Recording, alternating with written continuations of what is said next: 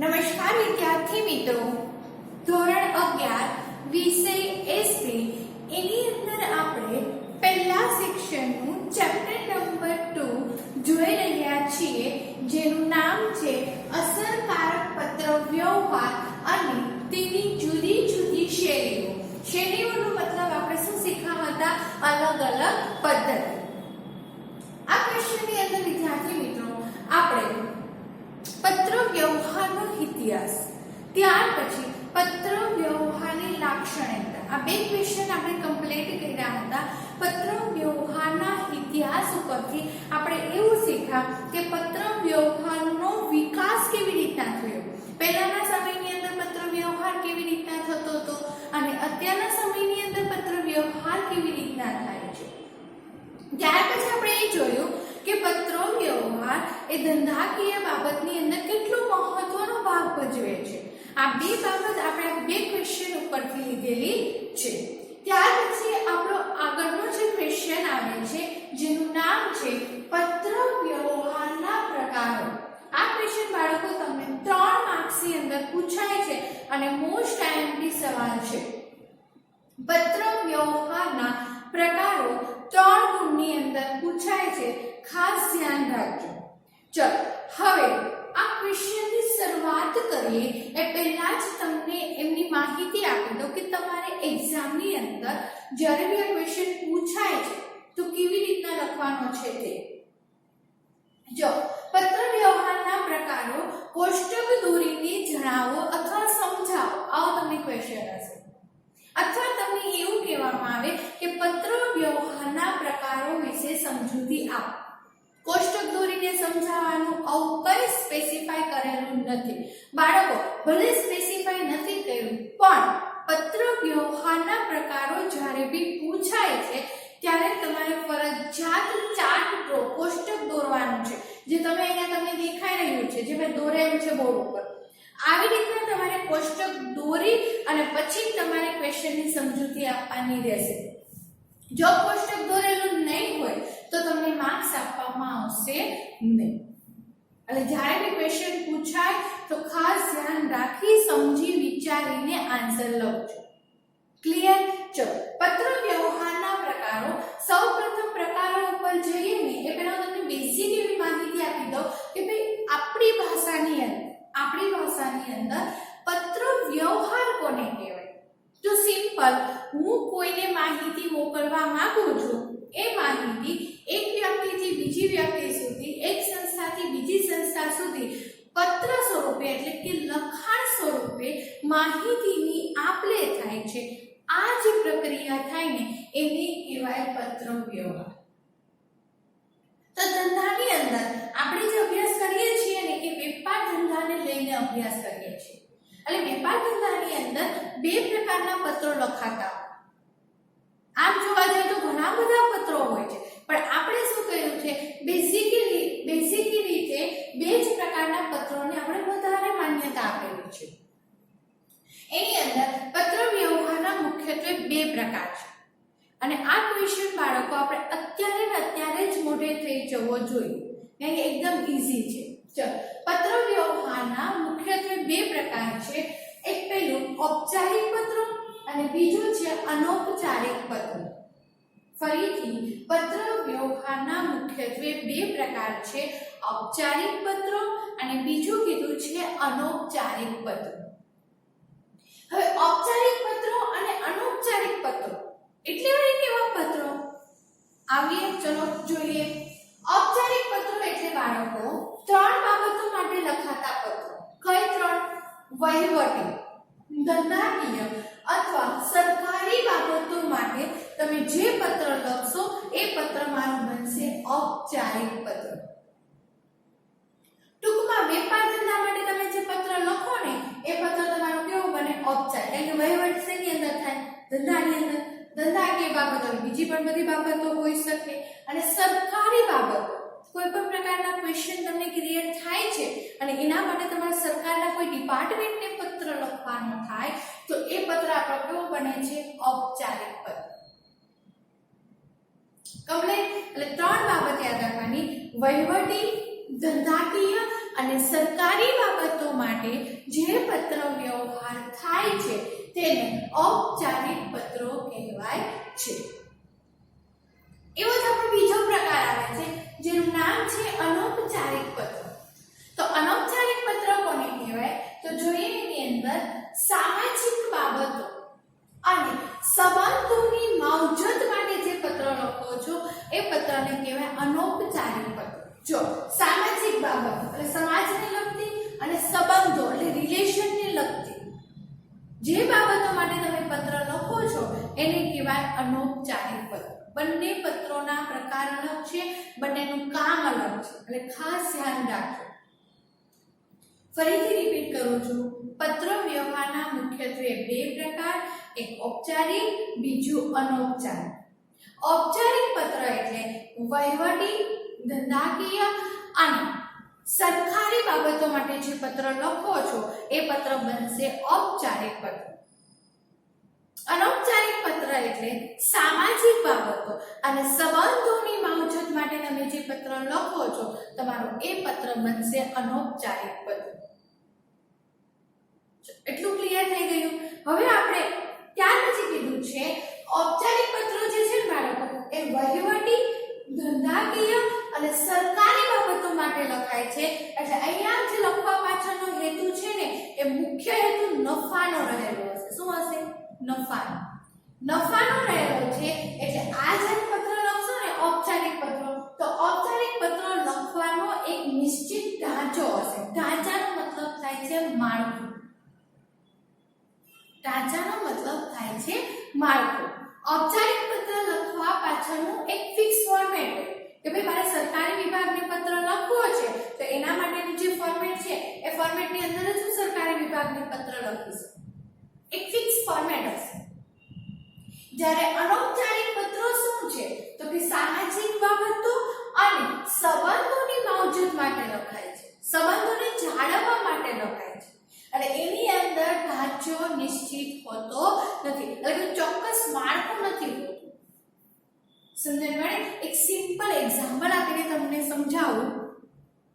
તમે બધા અત્યારે ધોરણ 11 ની અંદર ભણો છો. તમારી 3 એક્ઝામ લેવામાં આવે, પ્રથમ સામયિક, દ્વિતીય સામયિક અને વાર્ષિક પરીક્ષા. એટલું ક્લિયર છે? ચલો, પ્રથમ સામયિક, દ્વિતીય સામયિક અને વાર્ષિક પરીક્ષા લેવા પાછળનો મુખ્ય હેતુ શું છે તો કે તમે ધોરણ 11 ની અંદર સારા માર્ક્સ લાવી અને ધોરણ 12 ની અંદર પ્રવેશ મેળવો એટલા માટે. એનો મુખ્ય હેતુ થઈ ગયો.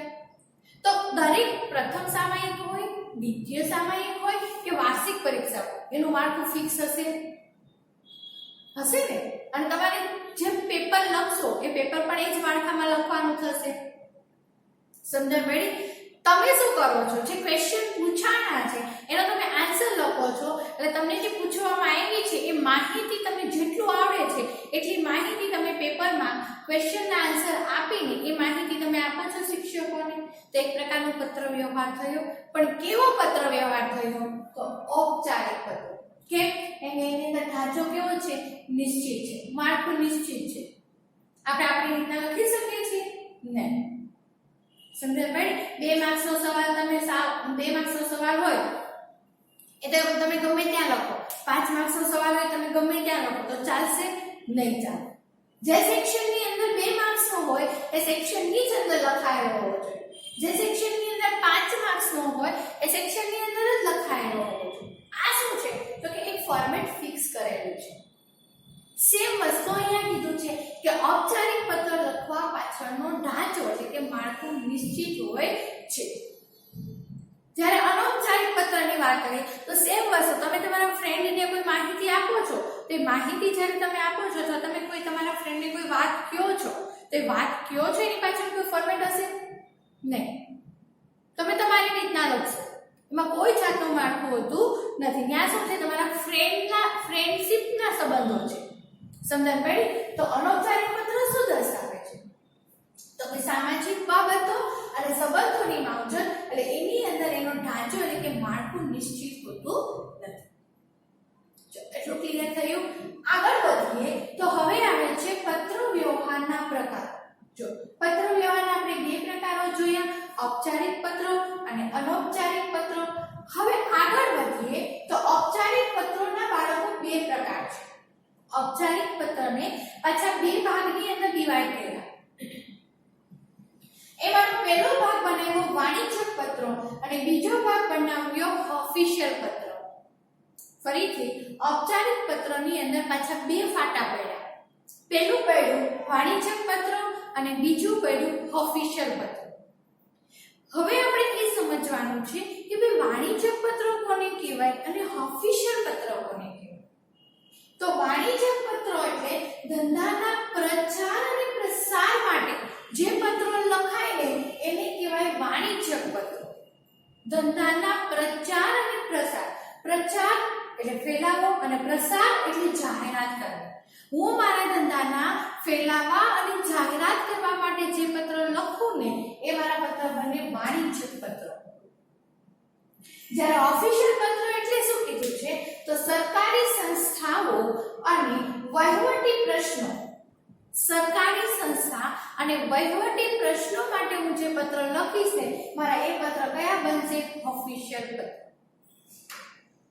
ક્લિયર? ચલો ફરીથી ઔપચારિક પત્રના બે પ્રકાર પાડવામાં આવ્યા. પહેલો મારો પ્રકાર છે વાણિજ્યક પત્રો, બીજો મારો પ્રકાર છે ઓફિશિયલ પત્રો. વાણિજ્યક પત્ર એટલે એવા પત્રો તો કે ધંધાના પ્રચાર અને પ્રસાર માટે જે પત્ર લખાય છે એને કહેવાય વાણિજ્યક પત્ર. અને ઓફિશિયલ પત્ર એટલે સરકારી બાબતો કે વહીવટી પ્રશ્નો માટે તમે જે પત્રો લખો એ મારા બને ઓફિશિયલ પત્રો.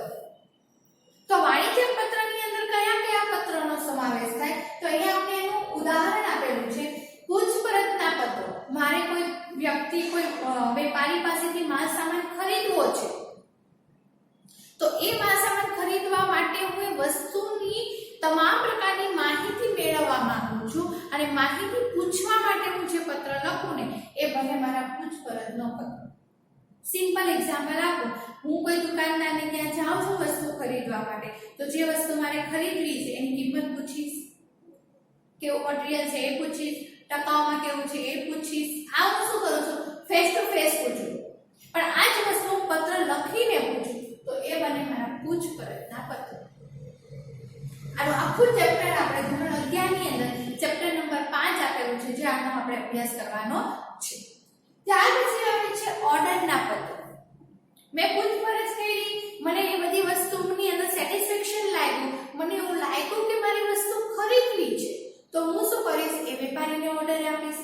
તો એના માટે હું જે પત્ર લખું એ મારા પત્ર કયા બને ઓર્ડરના પત્ર. કમ્પ્લીટ. ત્યાર પછી એજન્સીના પત્ર. હું કોઈ એજન્સીને પત્ર લખું છું તો એ શું બનશે મારા વાણિજ્યક પત્ર. જો આખો આ જે પ્રકાર છે રિપીટ કરું છું. ધંધાના પ્રચાર અને પ્રસાર માટે જે પત્રો લખવામાં આવે તેને કહેવાય વાણિજ્યક પત્રો. એની અંદર પૂછપરછના પત્રો, ઓર્ડરના પત્રો અને એજન્સીના પત્રનો સમાવેશ થાય છે. કમ્પ્લીટ એટલું. ત્યાર પછી ઔપચારિક પત્રનો બીજો એવો પ્રકાર છે જેને આપણે નામ આપ્યું છે ઓફિશિયલ પત્ર. જો ઓફિશિયલ પત્ર એટલે સરકારી બાબતો કે વહીવટી પ્રશ્નો માટે તમે જે પત્ર લખો છો એને કહેવાય ઓફિશિયલ પત્ર. તો એની અંદર કયા કયા પત્રોનો સમાવેશ થાય એ જોઈએ. તો અરજીના પત્રો. મારે કોઈ પણ પ્રકારની અરજી કરવી છે સરકારી વિભાગને તો એના પત્રો. રેશન કાર્ડના પત્રો. રેશન કાર્ડ સરકારી પાકમાં જ આવે એના પત્રો. પાણીના પ્રશ્નો. પાણી નિયમિત મળતું નથી અથવા એનો પ્રવાહ જેટલા પહેલા જેટલી કલાક આવતું હતું એની કરતાં ઓછી કલાક આવે છે, ચોખ્ખું પાણી નથી આવતું, આવા પાણીને લગતા કોઈ પણ પ્રકારના પ્રશ્નો હોય તો એના માટે હું જે પત્ર લખું ને એ મારું બને ઓફિશિયલ પત્ર. ક્લિયર? તો આ છે ઔપચારિક પત્રના બે પ્રકાર, વાણિજ્યક પત્રો અને ઓફિશિયલ પત્રો. વાણિજ્યક પત્રો કોને કહેવાય એની આપણે માહિતી લીધી. ઓફિશિયલ પત્ર કોને કહેવાય એની માહિતી લીધી. વાણિજ્યક પત્રમાં કોનો સમાવેશ થાય તે જોયું. ઓફિશિયલ પત્રની અંદર કોનો સમાવેશ થાય તે જોયું. ચલો ત્યાર પછી પત્ર વ્યવહારનો આપણો બીજો પ્રકાર છે, મુખ્ય બીજો પ્રકાર, જેનું નામ છે અનૌપચારિક પત્ર. અનૌપચારિક પત્ર કોને કીધું તો સામાજિક સંબંધો અને સામાજિક બાબતોની માવજત માટે તમે જે પત્ર લખો એને કહેવાય અનૌપચારિક પત્ર. આ અનૌપચારિક પત્રની વ્યાખ્યા છે. હવે અનૌપચારિક પત્રની અંદર કયા કયા પત્રોનો સમાવેશ થાય છે? એની અંદર પહેલું આવે છે શુભેચ્છા પત્ર. હું કોઈને શુભેચ્છા આપું છું એનો મતલબ એમ કે મેં સંબંધ જાળવેલો છે. બીજું આશ્વાસનનો પત્ર. કોઈ માણસ પૂરી રીતના તૂટી ગયેલો છે અને હું એને આશ્વાસન આપું છું કે ભાઈ બધું ઠીક થઈ જશે, તું શાંતિ રાખ, તું ધીરજ રાખ. કેમ? કારણ કે એનો ને મારો કંઈક સંબંધ છે એટલે હું એને આશ્વાસન આપવા જાઉં. કોઈ રસ્તા ઉપર નીકળતા બધાને આશ્વાસન આપવા જઈશ નહીં. ક્લિયર? ત્યાર પછી છે અભિનંદનના પત્રો. કોઈ સારી એવી સિદ્ધિ પ્રાપ્ત કરી છે, કોઈ એવું એનું ફંક્શન છે, એનો જે ગોલ હતો એને અચીવ કરેલો છે અને એટલા માટે હું એને અભિનંદન આપું છું, તો અભિનંદન પાઠવતો પત્ર. ત્યાર પછી છે આમંત્રણ પત્ર. મારે ત્યાં કોઈ પણ પ્રકારનું ફંક્શન છે અને ફંક્શનની અંદર હું ઇન્વિટેશન આપવા માટેનું જે પત્ર લખું છું, તો બધાને પત્ર લખીશ નહીં. જે મારા કોન્ટેક્ટમાં હશે, જે મારા સંબંધી હશે એને જો આમંત્રણ આપીશ ને, સમજણ મળે છે? તો તમામ પ્રકારના પત્રો એવા છે જેની અંદર પત્ર લખનાર વ્યક્તિ અને પત્ર મેળવનાર વ્યક્તિ બંનેને કંઈ ને કંઈ સંબંધ રહેલો છે. તો સંબંધોની માવજત માટે હું આ પત્ર લખું છું, એવો ઇમ્પ્રૂવ થાય કે ન થાય? થાય. ક્લિયર? તો અનૌપચારિક પત્રની અંદર કયા કયા પત્રોનો સમાવેશ થશે? તો પહેલું શુભેચ્છા પત્રો, આશ્વાસનના પત્રો, અભિનંદનના પત્રો અને આમંત્રણના પત્રો. આ ચાર પત્રોનો સમાવેશ અનૌપચારિક પત્રની અંદર થાય છે. કમ્પ્લીટ? તો આ છે આપણા પત્ર વ્યવહારના પ્રકારો જે તમને 3 ગુણની અંદર પૂછાય છે. હવે જ્યારે 3 ગુણની અંદર પૂછાય ને ત્યારે કેવી રીતના લખવાનું છે એની તમને પહેલા માહિતી આપું. જો પહેલા તમારે ક્વેશ્ચન તમને એવો છે કે પત્ર વ્યવહારના પ્રકારોની સમજૂતી આપ. ક્વેશ્ચન ક્લિયર થયો? હવે આન્સર કેવી રીતના લખવાનો? પહેલા શું કરવાનું છે? પત્ર વ્યવહારનો ચાર્ટ ડ્રો કરવાનો છે. આ જે છે તમને દેખાય છે ને એ ચાર્ટ જે તમને ચોપડીની અંદર આપેલો છે, એ ચાર્ટ તમારે લખવાનો, ડ્રો કરવાનો છે. પણ એની અંદર કેટલું લખવાનું છે ને એ તમને કહી દઉં. પહેલા ટાઇટલ આપો, પત્ર વ્યવહારના પ્રકાર. આપી દીધું. 2 પ્રકાર, ઔપચારિક અને અનૌપચારિક. ચલો 2 પ્રકાર લખી દીધા. ઔપચારિકના કેટલા પ્રકાર પડે? 2, વાણિજ્યક અને ઓફિશિયલ. એટલું કમ્પ્લીટ. પછી વાણિજ્યકની આ જે વ્યાખ્યા છે ને એ નથી લખવાનું. ડાયરેક્ટ શું લખવાનું છે? એની અંદર કયા કયા પત્રોનો સમાવેશ થાય ને તે. બીજું, ઓફિશિયલ પત્રની જે આ વ્યાખ્યા આપી છે ને એ નથી લખવાનું. એની અંદર જેટલા બી પત્રોનો સમાવેશ થાય છે એ લખવાનું. ક્લિયર? ચલો ઔપચારિક પત્રનો પાઠ આપણો કમ્પ્લીટ થયો. આવો અનૌપચારિક. અનૌપચારિક તમને જે દેખાય છે ને કોપી ટુ કોપી એવી રીતના લખવાનું છે. એની વ્યાખ્યા નથી લખવાની, પણ એની અંદર કયા કયા પત્રોનો સમાવેશ થાય છે ને એટલું લખવાનું. એટલો ચાર્ટ તમારો ડ્રો થઈ જાય એટલે તમારે પહેલું ટાઇટલ મારવાનું કે પત્ર વ્યવહારના મુખ્ય 2 પ્રકાર કયા? ઔપચારિક અને અનૌપચારિક. ઔપચારિકની વ્યાખ્યા લખો કે વહીવટી, ધંધાકીય અથવા સરકારી બાબતો માટે જે પત્ર વ્યવહાર થાય છે તેને કહેવાય ઔપચારિક પત્ર. એની નીચે પોઈન્ટ કરીને લખો. ઔપચારિક લખવાનો એક નિશ્ચિત ઢાંચો હોય છે. પહેલો મુખ્ય પ્રકાર કમ્પ્લીટ. ત્યાર પછી એની અંદર ઔપચારિક પત્રોના 2 પ્રકાર છે, વાણિજ્યક પત્રો અને ઓફિશિયલ પત્રો. તો વાણિજ્યક પત્રો કોને કહેવાય એની વ્યાખ્યા લખો કે ધંધાના પ્રચાર અને પ્રસાર માટે જે પત્રો લખાય છે તેને વાણિજ્યક પત્રો તરીકે ઓળખવામાં આવે છે. બીજો પોઈન્ટ આપો, ઓફિશિયલ પત્રો સરકારી બાબતો અને વહીવટી બાબતો માટે જે પત્ર લખાય એને કહેવાય ઓફિશિયલ પત્રો. એટલે તમારો મુખ્ય પહેલો પ્રકાર અને એના પેટા 2 પ્રકાર છે એની વ્યાખ્યા અહીંયા કમ્પ્લીટ. મુખ્ય પ્રકારનો બીજો પ્રકાર છે અનૌપચારિક પત્રો. કોને કહેવાય? તો સામાજિક બાબતો અને સંબંધોની માવજત માટે તમે જે પત્રો લખો છો એ પત્રને કહેવાય અનૌપચારિક પત્રો. નીચે પોઈન્ટ કરીને લખો કે એને લખવાનો ઢાંચો નિશ્ચિત હોતો નથી. બસ કમ્પ્લીટ. આવી રીતના તમારે આખો 3 ગુણનો ક્વેશ્ચન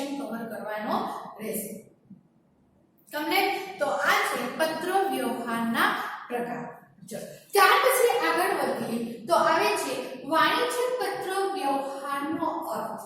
અહીંયા તમને વાણિજ્યક પત્ર વ્યવહારના અર્થની સમજૂતી આપી છે. આ ક્વેશ્ચન તમને 2 માર્ક્સની અંદર પૂછાય. વાણિજ્યક પત્ર વ્યવહારના અર્થ વિશે સમજૂતી આપો. 2 ગુણની અંદર પૂછાય. જોઈએ એની અંદર એક વ્યક્તિની બીજી વ્યક્તિ, એક સંસ્થાની બીજી સંસ્થા અથવા વ્યક્તિ અને સંસ્થા સાથે થતી માહિતીની પરસ્પર આપ-લે એટલે પત્ર વ્યવહાર. બાળકો ખાસ ધ્યાન રાખજો, 1 માર્ક્સનો સવાલ છે. પત્ર વ્યવહાર એટલે શું? ઘણી વખત એક્ઝામની અંદર પૂછાય છે અને છોકરાઓને ખબર હોતી નથી તો ઓલરેડી પત્ર વ્યવહારની વ્યાખ્યા આપણે શીખી ગયા છે. કેમ કે અલગથી નથી આવી, પોઈન્ટની અંદર આપેલી છે. સમજણ પડી? એવું લાગે તો અંડરલાઈન બી કરી નાખજો ચોપડીની અંદર અને નોટબુકમાં નોટ કરી તો નોટ બી કરી નાખજો. ચલો ફરીથી, એક વ્યક્તિની બીજી વ્યક્તિ, એક સંસ્થાથી બીજી સંસ્થા વચ્ચે માહિતીની પરસ્પર આપ-લે કરવા માટે લખાતો પત્ર એટલે શું કીધું છે? પત્ર વ્યવહાર. એક વ્યક્તિથી બીજી વ્યક્તિ, એક સંસ્થાથી બીજી સંસ્થા અને સંસ્થા સાથે થતી માહિતીની પરસ્પર આપ-લે એટલે પત્ર વ્યવહાર. કમ્પ્લીટ. આગળ, આ પ્રકારનો પત્ર વ્યવહાર વાણિજ્યક બાબતો માટે થતો હોય તો તેને વાણિજ્યક પત્ર વ્યવહાર તરીકે ઓળખવામાં આવે છે. આ શીખવા આની અંદર શું કીધું? પત્ર વ્યવહારની વ્યાખ્યાને કોઈ સ્પેશિયલ એવો હેતુ નથી. જજ ખાલી શું કીધું કે માહિતીની પરસ્પર આપ-લે કરવી. આ જ પત્ર વ્યવહાર હું વેપાર ધંધા માટે લખું છું. એક વ્યક્તિથી બીજી વ્યક્તિને, એક સંસ્થાથી બીજી સંસ્થાની માહિતીની આપ-લે કરું છું. પણ શેના માટે? તો કે વેપાર ધંધા માટે. તો મારો એ જ પત્ર વ્યવહાર શું બની જાય? મારો વાણિજ્યક પત્ર વ્યવહાર બની જાય છે. 2 પોઈન્ટ કમ્પ્લીટ. ફરીથી, એક વ્યક્તિથી બીજી વ્યક્તિ, એક સંસ્થાથી બીજી સંસ્થા વચ્ચે પરસ્પર માહિતીની આપ-લે થતી હોય તો તેને પત્ર વ્યવહાર કહેવાય છે. આ જ પત્ર વ્યવહાર જો વાણિજ્ય બાબત માટે કરવામાં આવતો હોય તો તેને વાણિજ્યક પત્ર વ્યવહાર તરીકે ઓળખવામાં આવે છે. 2 પોઈન્ટ ઈઝી છે. ચલો ત્રીજું, વ્યાપારી લેવડ-દેવડ. વેપારની અંદર જે લેવડ દેવડ થાય છે તે સોદાની સમજ. હું તને મારી આ વસ્તુના બદલામાં હું તને આ વસ્તુ આપીશ. આવી જે સોદાની લેવડ દેવડ થાય છે તે નાણાકીય વ્યવહારો, પૈસાને લગતા માલ સામાનનું ઉત્પાદન, વેચાણ, જાહેરાત, ધંધાકીય વાટાઘાટો એટલે કે જે કે પણ ધંધાની અંદર જે કે પણ કરારો થાય ને તે, તકરાર, વાદ વિવાદ ઉભો થાય, સમજૂતી અને સમાધાન જેવી વ્યાપાર વિષયક બાબતો માટે વાણિજ્યક પત્ર વ્યવહાર કરવામાં આવે છે. વાણિજ્યક પત્ર વ્યવહાર કઈ બાબત માટે થાય છે? જો આવું તમને પૂછાય ને તો આ બાબત આવશે. વ્યાપારની લેવડ-દેવડ, સોદાની સમજ, નાણાકીય વ્યવહારો, માલ સામાનનું ઉત્પાદન, વેચાણ, જાહેરાત, ધંધાકીય વાટાઘાટો, તકરાર, સમજૂતી અને સમાધાન જેવી વ્યાપાર વિષયક બાબતો માટે વાણિજ્યક પત્ર વ્યવહાર લખવામાં આવે છે. ત્યાર પછી વાણિજ્યક હેતુથી ખાસ ઢાંચામાં અને ખાસ પ્રકારના શબ્દ ભંડોળનો ઉપયોગ કરીને થતો પત્ર વ્યવહાર એટલે વાણિજ્યક પત્ર વ્યવહાર. તમને 2 વ્યાખ્યા આપી. આ લોકો તો બી વેલિડ છે અને આ લોકો તો બી વેલિડ છે. વાણિજ્યક હેતુથી એટલે વેપાર ધંધાના હેતુથી ખાસ ઢાંચામાં એટલે નક્કી કરેલા માળખામાં ખાસ પ્રકારના શબ્દ ભંડોળનો ઉપયોગ કરે. મર્થ આવે ને એવા શબ્દ ભંડોળનો ઉપયોગ ના કરી શકો. વેપાર ધંધાની અંદર જ્યારે હું પત્ર લખવા બેસું ને બાળકો, ત્યારે મને વિચારીને પત્ર લખવા કે હું આવી માહિતી લખું છું તો સામેવાળા વેપારી ઉપર કેવી અસર થશે. એટલે ખાસ પ્રકારના શબ્દ ભંડોળનો ઉપયોગ કરીને થતો પત્ર વ્યવહાર એટલે વાણિજ્યક પત્ર વ્યવહાર. કમ્પ્લીટ. 2 ગુણનો સવાલ. 4 ફરીથી, એક વ્યક્તિથી બીજી વ્યક્તિ, એક સંસ્થાથી બીજી સંસ્થા વચ્ચે પરસ્પર થતી માહિતીની આપ-લેને પત્ર વ્યવહાર કીધું. આ જ પત્ર વ્યવહાર જો વાણિજ્યક હેતુ માટે લખાય તો એ વાણિજ્યક પત્ર વ્યવહાર બન્યો.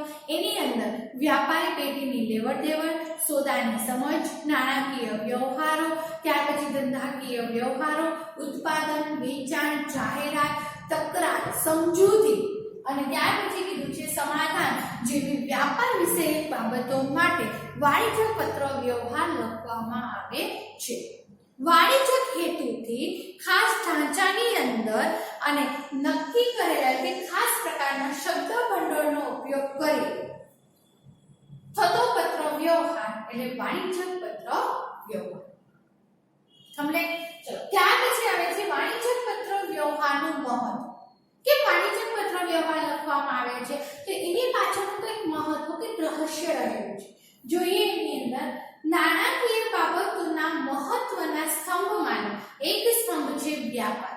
નાણાકીય બાબત એટલે પૈસાની બાબતને જોઈએ ને તો એની ધ્યાનમાં રાખીને એક મહત્વનો પોઈન્ટ છે એ છે વેપાર. આગળ લોકો માટે વ્યાપાર એ રોજગાર અને આવક પ્રાપ્ત કરવાનું એક સાધન છે. અત્યારે હું જોબ કરું છું એની પાછળનો મારો ઇન્ટેન્શન શું છે તો કે પૈસા કમાવાનો છે.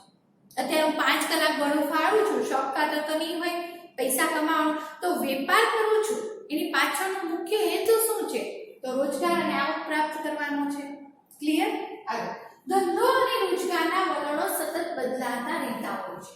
ત્યારે એવું જોયું કે વેપારની અંદર બધી જ પદ્ધતિઓ સ્ટેબલ રહે નહીં. સમય બદલાય, લોકોની વિચારશક્તિ બદલાય, ટેકનોલોજી બદલાય, એમ રોજગાર અને આવક પ્રાપ્ત કરવાના સાધનો જે છે એની અંદર પણ શું જોવા મળે છે ફેરફાર થતા જોવા મળે છે. એટલે રોજગાર અને આવક પ્રાપ્ત કરવાના જેટલા બી વલણો હોય એની અંદર સતત ને સતત શું જોવા મળે છે બદલાતા પ્રવાહો જોવા મળે છે. સમજાયું? એટલે વાણિજ્યક પત્ર લખવા પાછળનો હેતુ એક મહત્વનું શું કીધું છે કે નાણાંનો સ્ત્રોત જે છે એ કોના ઉપર ડિપેન્ડ છે તો ઘણી વખત વેપાર ઉપર ડિપેન્ડ જોવા મળે છે.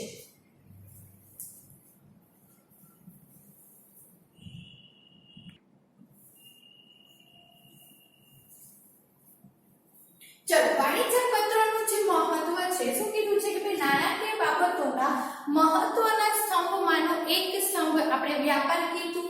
એની અંદર કીધું કે લોકો માટે વ્યાપાર એ રોજગાર અને આવક પ્રાપ્ત કરવાનું સાધન બન્યું. બરાબર? ત્યાર પછી કીધું કે જેમ ધંધાની અંદર રોજગારના વલણો અને આવકના વલણો સતત બદલાતા રહ્યા છે. ત્યાર પછી આગળ કીધું બદલાતા પ્રવાહમાં ટકી રહેવા અને પ્રગતિ કરવા માટે ધંધા સાથે સંકળાયેલા ગ્રાહકો જો બદલાતા પ્રવાહમાં ટકી રહેવા માટે અને પ્રગતિ કરવા માટે ધંધા સાથે સંકળાયેલા ગ્રાહકો, ઉત્પાદકો, વિતરકો એટલે વેચાણ કરનાર જે હોય ને એને વિતરકો કહેવાય, પેઢીઓ, સંસ્થાઓ, સરકાર અને કર્મચારીઓ સાથે સતત પત્રો દ્વારા સંપર્કમાં રહેવું પડે છે. સિમ્પલ અને એક્ઝામ્પલ આપું તમને અને મને બધાને જ ખબર છે. અત્યારના સમયની અંદર તમે માર્કેટિંગમાં જોવો, માર્કેટની અંદર તો જોરશોરમાં કોમ્પિટિશન ચાલે છે. એક જ વસ્તુનું ઉત્પાદન કરતી, એક જ વસ્તુનું વેચાણ કરતી બહુ બધી દુકાનો આપણા એરિયાની અંદર જોવા મળશે. શું હશે દુકાનો વચ્ચે હરીફાઈ ચાલતી હશે. હવે મારે મારા દુકાનનો વેપાર વધારે કરવો છે, મારે વધારે કસ્ટમર બનાવવા છે તો મારે શું કરવું પડે રોજે રોજ મારે કસ્ટમરના સંપર્કમાં રહેવું પડશે. સમજણ પડે છે? હું શું કરીશ હું એવી વસ્તુ લાવીશ કે જેનાથી મારે ત્યાં વસ્તુ ખરીદવા આવનાર જે ગ્રાહક છે એ ગ્રાહકને મારી વસ્તુની અંદર સંતોષ થાય. કારણ કે મને જો સંતોષ થશે તો એ વસ્તુ ખરીદવા બીજી વખત ત્યાં જઈશ, પણ સંતોષ નહીં થાય તો હું વસ્તુ ખરીદવા બીજી વખત ત્યાં જઈશ. હું શું કરીશ બીજા વેપારીને પકડીશ. એટલે જે વેપારી જે મારો જૂનો હતો એના તો ગ્રાહક તરીકે હું તૂટી જ. સમજણ પડી? એટલે હું શું કરીશ સતત ગ્રાહકોના કોન્ટેક્ટમાં રહીશ. પણ એ શેના દ્વારા લેવાય તો પત્ર દ્વારા. તમને બધાને ખબર છે તમે શોપિંગ કરવા જાઓ એટલે તમારો એક નંબર વોટ્સઅપ નંબર માંગશે. પછી વોટ્સઅપ નંબરની અંદર એ દુકાનદારને જેટલું બી નવું કલેક્શન આવશે તમને એના ફોટા મોકલશે. એ ફોટા જોઈને આપણે વસ્તુ ખરીદવા જઈએ છીએ. એનો મતલબ શું છે એ વેપારી આપણા કોન્ટેક્ટમાં છે. આવું મારે કેમ કરવું પડે છે કારણ કે રોજગાર અને આવકની અંદર સતત બદલાવ જોવા મળે છે. જો મારે ટકી રહેવું છે, મારે મારા ધંધાને પ્રગતિના શિખરે પહોંચાડવું છે તો મારે સતત પત્રો વ્યવહાર કરતા રહેવું પડે. ક્લિયર? આગળ વાણિજ્યક પત્ર સારે છે. સેલ્સમેનનું બાળકો કામ શું છે? કંપની જે બી વસ્તુનું પ્રોડક્શન કરે છે, ઉત્પાદન કરે છે, એ વસ્તુ ગ્રાહકો સુધી ઘરે ઘરે જઈને પહોંચાડવાનું કામ કોનું છે? સેલ્સમેન. ક્લિયર? તો વાણિજ્ય પત્ર શું કામ કરે છે? વસ્તુનું વેચાણ કરવાનું જ કામ કરે છે ને. ગ્રાહકોના કોન્ટેક્ટમાં રહેવા પાછળનો હેતુ શું છે? તો મારા દુકાનની અંદર જે વસ્તુ છે એ વસ્તુનું વેચાણ કરવાનું છે, મને વધારે પ્રોફિટ થાય એટલા માટે જો પત્ર વ્યવહાર કરું છું. ક્લિયર? એટલે વાણિજ્ય પત્ર એક પ્રકારના સેલ્સમેન જેવું કામ કરે છે. ત્યાર પછી કીધું વાણિજ્ય પત્રો વ્યાપારિક પ્રવૃત્તિઓને વેગવંતી બનાવી મીન્સ આગળ વિકાસના પંથે લઈ જવી, માલ સામાન વિશે ગ્રાહકોને માહિતગાર કરીને ધંધાકીય છાપ ઊભી કરે છે. હું વાણિજ્ય પત્ર લખું છું તો મારે ત્યાં કેટલા પ્રકારની વસ્તુ ઉપલબ્ધ છે, કેવી વસ્તુઓ મળે છે, એનું કેટલું બેનિફિટ છે, હું બધું ગ્રાહકોને પત્ર દ્વારા સમજૂતી આપું છું. એટલે મારા ધંધાની છાપ ઓટોમેટિક ઊભી થઈ. સમજણ પડી? હવે એક સિમ્પલ તમને એક્ઝામ્પલ આપું. હું શોપિંગ કરવા જાઉં છું, મેં કોઈ એક ડ્રેસ લીધેલો છે કોઈ દુકાનદાર પાસેથી અને એની અંદર મને ફૂલ એવો સેટિસ્ફેક્શન મળેલું છે, મને જેવું જોતું હતું ને એવું મને મળી ગયું અને પ્લસ મારા બજેટની અંદર મળી ગયું. હું શું કરીશ? મારા રિલેટિવ છે, મારા ફ્રેન્ડ ગ્રુપ છે, એને હું કહીશ કે ભાઈ આ દુકાનેથી વસ્તુ લેવું સારું છે, બજેટમાં બી મળે છે, મટીરિયલ બી સારું આવે છે અને સારી એવી ડિઝાઇન બી છે. બધી હું વાત કરીશ. શું થયું? ધંધાની છાપ ઓટોમેટિક ઊભી થઈ. સમજણ પડી? ચલો ત્યાર પછી વાણિજ્ય પત્રો કોઈ પણ ધંધાકીય પેઢી માટે જાહેરાતનું સૌથી સરળ, સસ્તું અને અસરકારક માધ્યમ છે. વાણિજ્ય પત્ર એ વાણિજ્ય પ્રવૃત્તિનું જ અભિન્ન અંગ છે. વાણિજ્ય પત્ર, હવે મારે મારા ધંધાનો વિકાસ કરવો છે, મારે મારા ધંધાની અંદર વધારે ને વધારે પ્રોફિટ કમાવવો છે, તો મારે જાહેરાત તો કરવી જ પડે. તો જાહેરાતના ઘણા બધા માધ્યમો છે બાળકો. એ બધા જ માધ્યમોમાંનો જો કોઈ એક માધ્યમ હોય તો એ છે વાણિજ્ય પત્રો વ્યવહાર. હું જેટલું કસ્ટમરના કોન્ટેક્ટમાં રહીશ ને એટલો જ બેનિફિટ મને વધારે છે. હું કસ્ટમરને પૂછ્યા રાખીશ વારંવાર કે કેવી વસ્તુ લાગી તમને, કેવું અમારા તરફથી તમને કોઈ જાતનું ફેસિલિટીમાં કંઈ પણ આડાઅવળું થયું હોય તો તમે બિંદાસથી કહી શકો. આવું પૂછીશ કેવું થશે કે વેપારી એ ગ્રાહકનું ધ્યાન રાખે છે. સમજણ પડે? તો હું એ કોન્ટેક્ટમાં રહું છું, એક પ્રકારનો વાણિજ્ય પત્ર વ્યવહાર જ થાય છે. એટલે વાણિજ્ય પત્ર વ્યવહાર જે છે એ જાહેરાતનું સૌથી સરળ અને સસ્તું માધ્યમ છે. એના માટે મારે ટીવીમાં જાહેરાત આપવાની, પેમ્પલેટ છપાવવાની કે બીજું કંઈ કરવાની જરૂર નથી. વાણિજ્ય પત્ર જ ઇનફ છે કે જે મારું જાહેરાતનું કામ પૂરું પાડે છે. ત્યાર પછી કીધું છે વાણિજ્ય પત્ર એ વાણિજ્ય પ્રવૃત્તિ એટલે વેપાર ધંધાના પ્રવૃત્તિનું જ અભિન્ન અંગ. એટલે વેપાર ધંધાના પ્રવૃત્તિમાંનો જ એક પાર્ટ છે વાણિજ્ય પત્ર વ્યવહાર. વેપાર ધંધાને લગતો પત્ર વ્યવહાર જે છે એ વેપાર ધંધાની પ્રવૃત્તિમાંનો જ એક પાર્ટ છે. આવું કીધેલું છે. ક્લિયર?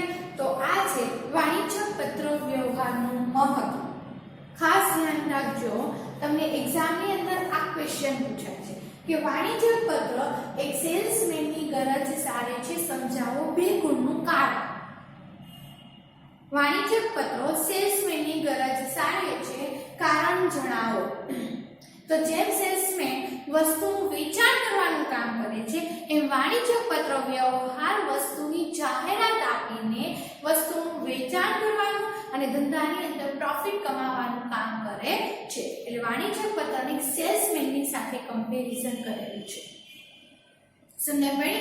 આ વાણિજ્ય પત્ર વ્યવહાર એક સેલ્સમેનની ગરજ આવે છે. આ સવાલ બાળકો તમારે હોમવર્કની નોટબુકમાં લખવાનો રહેશે. ખાસ ધ્યાન રાખજો, પછીથી હું કહીશ નહીં, એટલે અત્યારે નોટ કરી લેજો. વાણિજ્ય પત્ર વ્યવહાર એક સેલ્સમેનની ગરજ સારે છે, હોમવર્કની નોટબુકની અંદર લખવાનું રહેશે. અને બીજો ક્વેશ્ચન છે આજનો, વાણિજ્ય પત્ર વ્યવહારનો અર્થ. જે મેં તમને પોઈન્ટ પાડી લખ્યું છે કોપી ટુ કોપી આવી જ રીતના તમારે તમારા હોમવર્કની નોટબુકમાં લખવાનું છે. હજુ એક વખત કહું છું, વાણિજ્ય પત્ર વ્યવહારનો અર્થ આ અને ત્યાર પછી વાણિજ્ય પત્ર વ્યવહાર એક સેલ્સમેનની ઉત્તર જ સારા છે. આ બે ક્વેશ્ચન તમારે હોમવર્કની નોટબુકમાં લખવાનો રહેશે. કમ્પ્લીટ